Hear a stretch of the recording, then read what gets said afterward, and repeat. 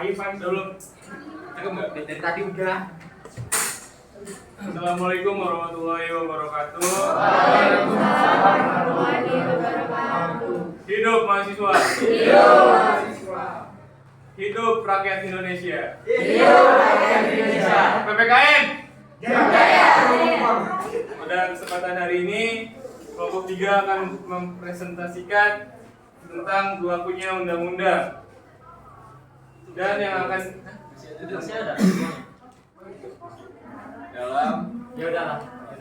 yang akan disampaikan oleh Agus Ananda dan 22 13 03 20 49 dan Ramadan Hidayatullah 22 03 13 03 20 48 Hafifah Ananda 22 13 03 20 47. Dan materi yang pertama akan disampaikan oleh saudara Ananda.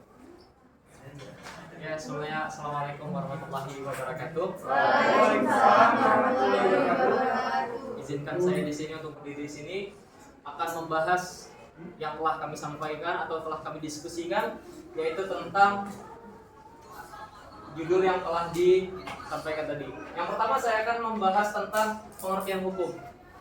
Sebelumnya teman-teman, kita sudah tahu semua dijelaskan oleh Bapak Abdul Halim, dijelaskan oleh Saudara Ari, dijelaskan oleh Bobby, dan dijelaskan oleh Saudara Ari tadi, yaitu hukum. Apa sih yang disebut dengan hukum itu? Di sini saya akan jelaskan hukum itu adalah suatu sistem yang dibuat oleh manusia. Jadi hukum nggak ada yang dibuat oleh robot. Ya, hukum dibuat oleh manusia untuk membatasi tingkah laku. Agar tingkah laku manusia terkontrol. Jadi hukum gunanya untuk mengontrol masyarakat, mengontrol perkelompokan. Jadi dengan adanya hukum kita merasa ada batasan. Jika kalau hukum ini nggak ada, jadi di antara kita semua ini tidak ada yang namanya batasan. Yang dimaksud batasan apa sih? Nah, yang dimaksud batasan ini misal kalau kita melakukan suatu tindakan yang melanggar hukum. Misal kita ada kelas di jam 4 Pit. Di kelas jam 4 Pit ini tertulis 7.30. Namun kita terlambat. Hukumnya apa? Hukumnya harus 7.30. Nah, berkaitan dengan hukum, itu ada kaitannya, yaitu hukuman atau sanksi. Sanksinya apa? Bisa saja kita disuruh maju ke depan. Bisa saja kita disuruh keluar. Itu adalah berkaitan ya. Jadi hukum dan sanksi. Kalau udah hukum berarti ada hukuman. Jadi begitu. Lanjut. Ya, di sini saya akan menjelaskan tentang penggolongan-penggolongan hukum. Namun di balik penggolongan-penggolongan hukum ini saya akan menjelaskan beberapa.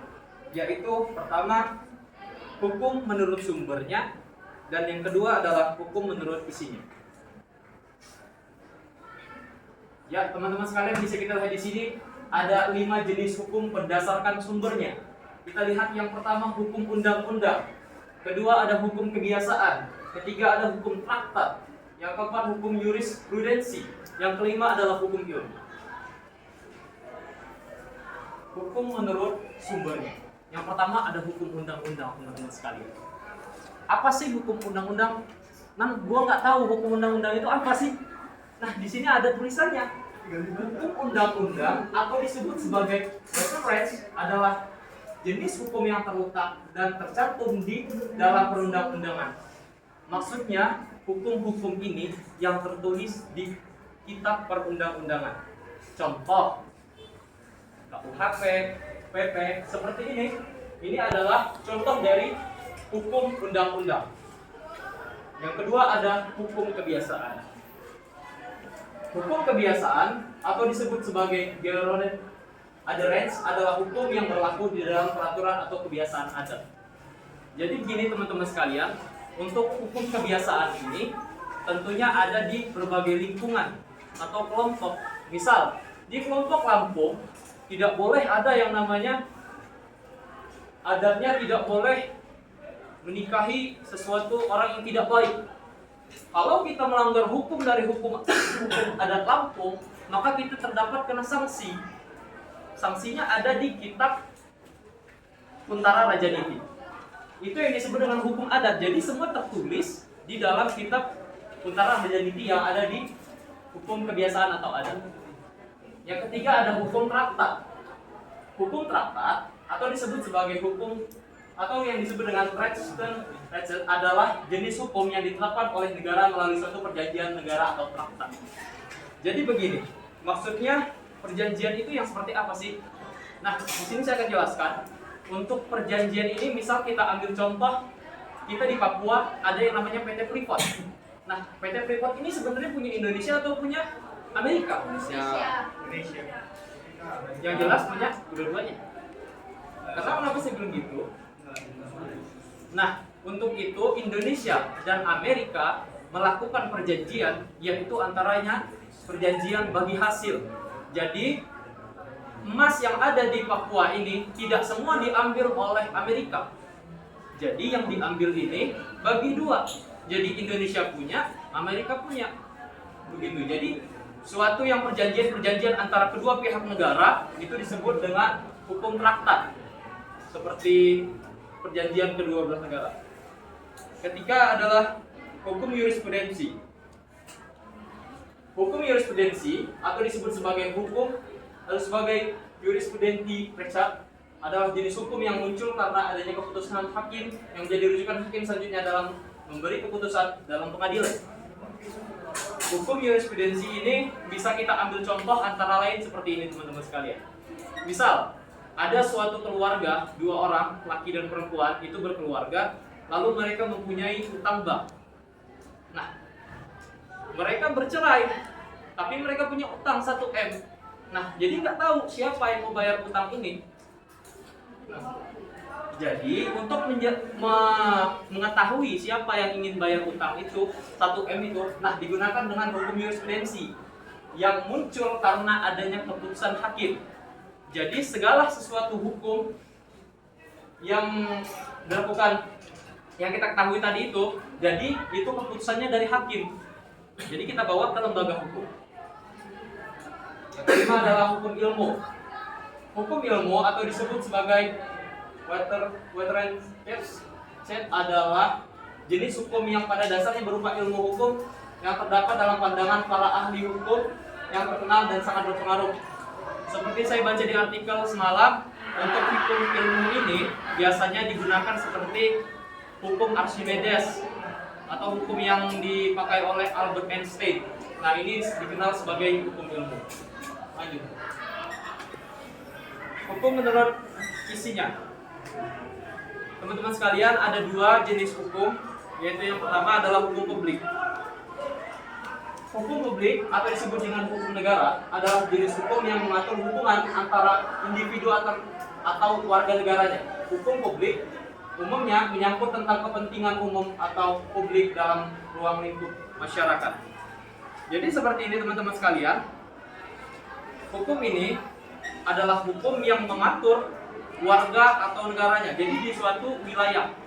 Jadi hukum ini berlaku untuk hukum negara, yaitu hukum Indonesia. Sebagai contoh, misalnya ada seperti hukum pidana yang berlaku di negara. Misal, seperti pembunuhan brigadir Sasuke dan Jenderal Naruto. Misal, ini adalah hukum yang dilakukan oleh hukum negara. Jadi suatu, saya jelaskan tadi, hukum yang berlaku di suatu negara ya. Terus yang kedua adalah hukum privat. Nah, hukum privat atau disebut juga hukum sipil adalah jenis hukum yang berguna untuk mengatur hubungan antar individu suatu dengan individu lainnya, termasuk sebagai kepentingan perseorangan. Nah, untuk kepentingan seseorang ini jadi hukumnya bersifat satu orang atau individu, jadi tidak melibatkan suatu negara. Misalnya hukum-hukum zakat, hukum-hukum waris, hukum-hukum hibah, dan lain sebagainya. Mungkin itu saja yang saya sampaikan. Selanjutnya akan disampaikan oleh Fatimah Anda. Kemudian yang ketiga yaitu pada hukum menurut masa berlakunya. Hukum menurut masa berlakunya adalah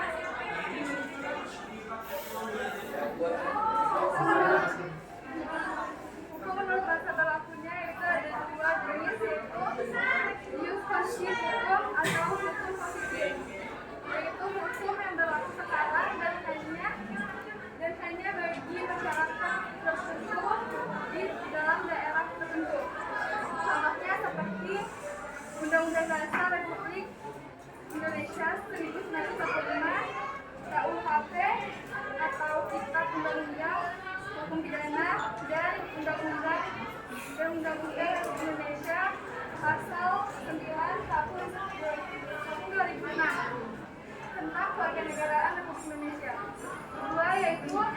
hukum ius constituendum atau hukum hakim. Adalah hukum yang diharapkan dapat berlaku di waktu yang akan datang. Contohnya seperti rancangan undang-undang atau RUU. Kemudian yang keempat ada hukum berdasarkan tempat berlakunya. Hukum berdasarkan tempat berlakunya ada 3 jenis, yaitu hukum nasional. Hukum nasional adalah hukum yang berlaku di dalam wilayah negara tertentu. Dan hukum nasional ini dilaksanakan oleh sebagian negara tersebut. Contohnya seperti undang-undang pelanggaran ITE yang ada di Indonesia dan berlaku di setiap wilayah di Indonesia. Yang kedua yaitu hukum internasional. Hukum internasional adalah hukum yang digunakan untuk mengatur hubungan hukum antar negara di dalam hubungan internasional. Hukum internasional ini berlaku universal yang berarti berlaku secara keseluruhan terhadap negara-negara yang terlibat.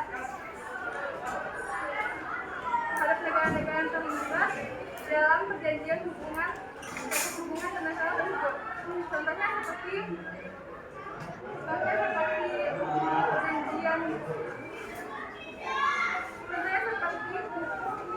hukum bilateral antara Indonesia dan Malaysia.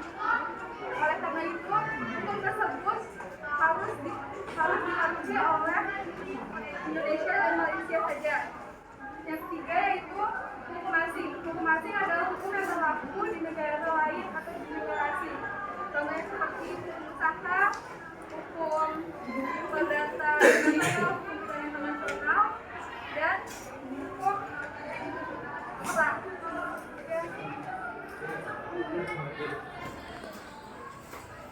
Selanjutnya akan oleh saya, yaitu pembagian hukum menurut sanksi di Indonesia. Dikenalnya sekurang-kurangnya ada 3 jenis sanksi hukum, yaitu sanksi pidana. Sanksi pidana, Susilo mendefinisikan hukum atau sanksi dalam ranah hukum pidana sebagai suatu perasaan tidak enak atau sengsara yang dijatuhkan oleh hakim dengan vonis kepada orang yang telah melanggar undang-undang hukum pidana.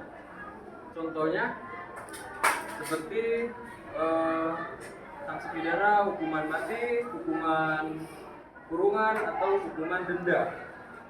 Sanksi perdata dicarikan dari perbedaan sifat putusan deklarator, konstitutif, dan kondemnator dalam ranah hukum perdata. Perdata ditinjau dari sifatnya, putusan yang dijatuhkan oleh hakim. Seperti putusan kondemnator, putusan deklarator, dan putaran konstitutif. Sanksi administratif. Sanksi administratif dapat diartikan sebagai sanksi yang dikenakan terhadap pelanggaran administrasi atau ketentuan undang-undang yang bersifat administratif. Next. Pembagian hukum berdasarkan fungsinya. Hukum material. Hukum material yang mengatur hubungan antara anggota masyarakat yang berisi perintah dan larangan. Contohnya KUH pidana dan KUH perdata.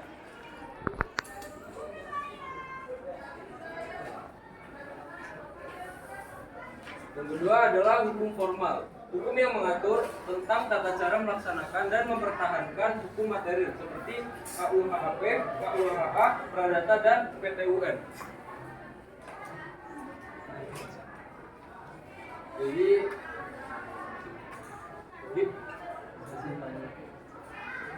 Materi penyampaiannya sudah selesai, dibuka sesi tanya jawab. Bagi yang ingin bertanya, angkat tangan. Siap, coba materi dia.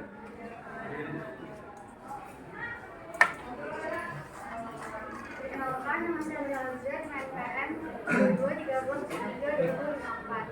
Tadi kan telah dijelaskan mengenai pembagian hukum, yaitu ada hukum material. Fungsinya hukum material itu apa? Terima kasih. Dan pada Bapak Ari,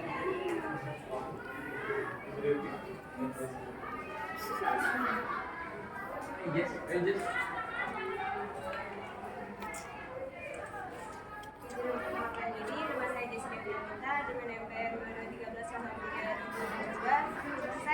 Katanya hukum publik itu kan untuk mengatur negara dan warga negaranya kan.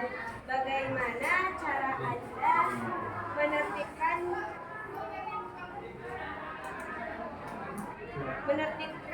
hukum tersebut karena banyak yang mengabaikan hukum tersebut. Contohnya kan masih banyak terjadi suap menyuap dan itu kayak apa ya? Kayak dianggap diabaikan aja gitu, kayak udah formal banget. Itu tanggapannya gimana dan solusinya gimana? Terima kasih. Mari saudara Ari. Saya Arif Setiawan. Saya ingin bertanya tentang tadi ada hukum publik yaitu hukum negara. Kan ada macam-macam tuh. Yang pertama saya mau menanyakan tentang hukum pidana. Kan kita di warga negara di Indonesia ya, banyak sekali warga negara asing atau orang mempunyai pelanggaran lah ya. Nah, pertanyaan saya apakah warga negara asing itu bisa mendapatkan hukum pidana? Jadi jawab ya. Jadi fungsi hukum material itu menentukan isi suatu perjanjian atau suatu perhubungan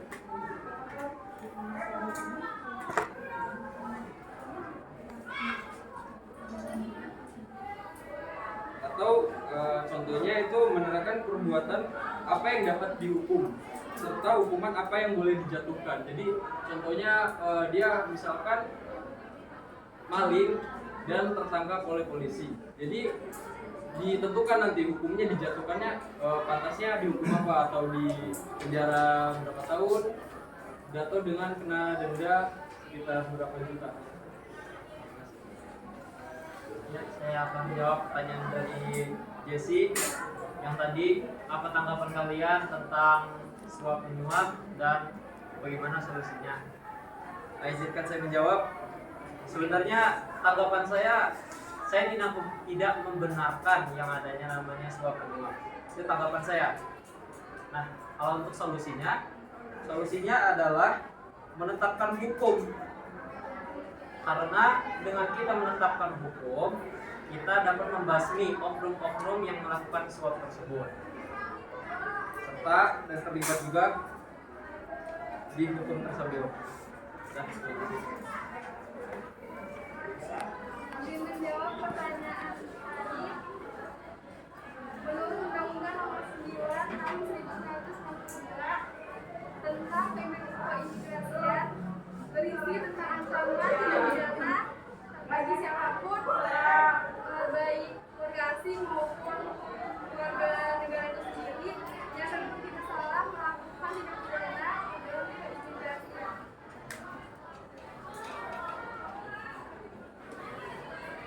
Cukup sekian presentasi dan tanya jawab dari kelompok 3 yang terima kasih sudah mendengarkan, dan yang bertanya terima kasih. Kami akhiri. Wassalamualaikum warahmatullahi wabarakatuh.